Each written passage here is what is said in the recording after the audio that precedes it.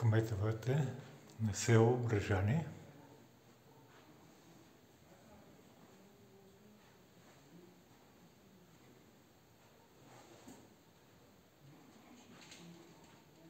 А това е първият кмет след 9 септември.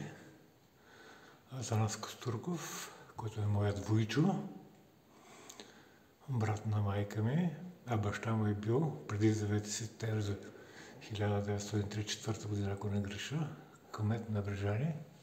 А след 9 септември той е първият червен кмет на село Брежани.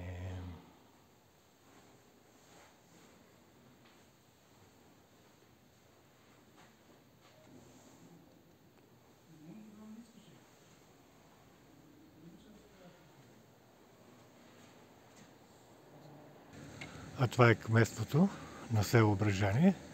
Една много красива сграда, в която са били кметове и моят вуйчо, и моят дядо преди много години. Едно от най-красивите села в Благоевградския окръг или сега в Благоевградска област. А от тази улица нагоре може да се качите към местността Равен, където се провеждат в момента разкопки на старо